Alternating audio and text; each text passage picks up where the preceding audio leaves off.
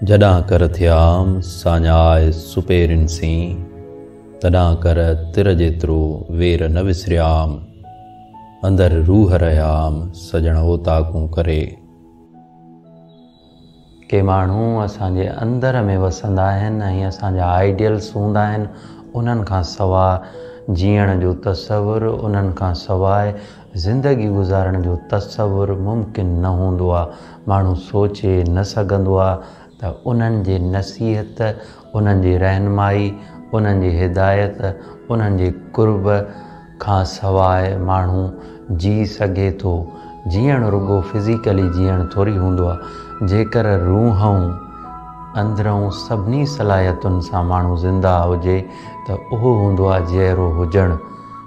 पर जेकॾहिं माण्हू जो अंदरु झुरी पवे, जी झुरी पवे ऐं उन ते को बाज जो बुड़ो रखंदड़ न मिले, को दोस्त, को साथी, को संगती, को रहबर, को रहनुमा न मिले, त पोइ माण्हू ॾाढो ॾुखियो थींदो आहे। जॾहिं हिन ज़माने में को महबूब माण्हू, को रहबर, को रहनुमा, को अहिड़ो दोस्त, को संगती, को साथी मिली वञे जेको असांजे अंदर जा ऐंज विरहाए खणे, जेको ॾुखे वक़्त में बाज जो बुड़ो थिए, जंहिंसां असां अंदरु ओरे सघूं, त पोइ अहिड़नि महबूब माण्हुनि लाइ हर वक़्तु वेठो माण्हू वाॼाईंदो आहे ऐं हर वक़्तु उन्हनि खे अंदर में मौजूदु भाइबो आहे। लतीफ़ साईं चयो त जॾां कर थियाम साञाए सुपेरिन से, उहे महबूब माण्हू जेके जीअण जो उत्साह आहिनि, जेके ज़िंदगीअ जे लाइ खुलियो किताब आहिनि, जेके मुंहिंजे लाइ रहबरी ऐं रहनुमाई कंदड़ आहिनि, जॾहिं मूंखे उन्हनि सां शनासाई थी, जॾहिं मुंहिंजो उन्हनि सां तालुक़ रिश्तो जुड़ियो, त पोइ तॾां कर तिर जेतिरो वेर न विसरियाम।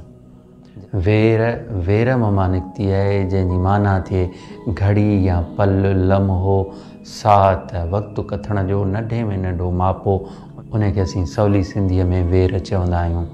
चई त तॾां कर तिर जेतिरो वेर न विसरियाम।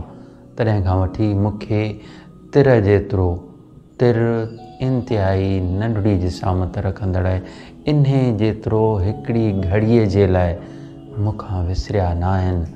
अंदरि रूह रहियाम सजण ओताकूं करे। उहे मुंहिंजा महबूब जेके मुंहिंजी रहनुमाई कनि, जेके हरदम मुंहिंजा सूंहां थियनि, उहे मुंहिंजे रूह में ईअं समायल आहिनि जहिड़ो कर हू ओताक करे मुंहिंजे अंदर में अची वेठा हुजनि। जॾां कर थियाम साञाए सुपेरिन सी, तॾां कर तिर जेतिरो वेर न विसरियाम, अंदरि रूह रहियाम सजण ओताकूं करे।